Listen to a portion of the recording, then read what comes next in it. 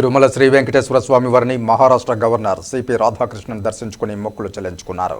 గురువారం ఉదయం వీఐపీ విరామ సమయంలో కుటుంబ సభ్యులతో కలిసి స్వామివారి సేవలో పాల్గొని మొక్కులు చెల్లించుకున్నారు. ఆలయ మహద్వారం వద్దకు చేరుకున్న రాధాకృష్ణన్కు ఆలయ అధికారులు, అర్చకులు స్వాగతం పలికి దర్శన ఏర్పాట్లు చేశారు. దర్శనానంతరం రంగనాయకుల మండపంలో వేద పండితులు వేదాశీర్వచనం అందించగా ఆలయ అధికారులు శ్రీవారి తీర్థప్రసాదాలు అందజేసి పట్టు వస్త్రంతో సత్కరించారు.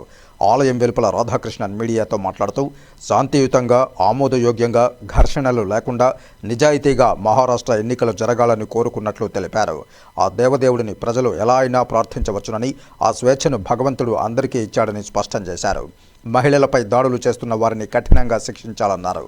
కఠినమైన శిక్షలు అమలు చేస్తే నేరాలు చేయాలనుకునే వారి వెన్నులో వణుకు పుడుతుందని తెలియజేశారు. తప్పు ఎవరు చేసినా కఠిన శిక్షలు విధిస్తేనే మహిళలకు నిజమైన రక్షణ కల్పించిన వారమవుతామని ఆయన పేర్కొన్నారు. யாரையும் இப்படித்தான் நீ வழிபட வேண்டும் என்று சொல்வது சரியாக இருக்காது. யார் எப்படி வேண்டுமானாலும் இறைவனை வழிபடுகின்ற உரிமையை இறைவன் இந்த மனித குலத்திற்கு தந்திருக்கிறார்.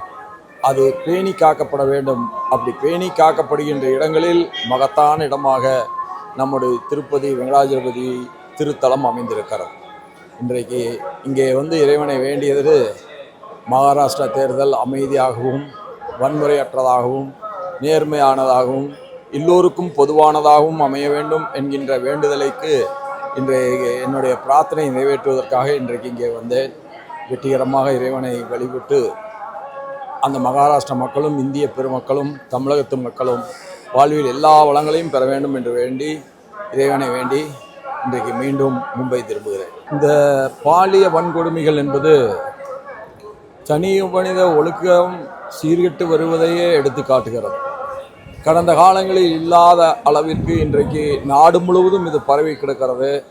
இத்தகைய கொடிய மனம் படைத்தவர்களை மிக கடுமையாக தண்டிப்பது மட்டும்தான் பெண்களுக்குரிய பாதுகாப்பை இந்த சமூகத்திலே நம்மாலே தர இயலும்.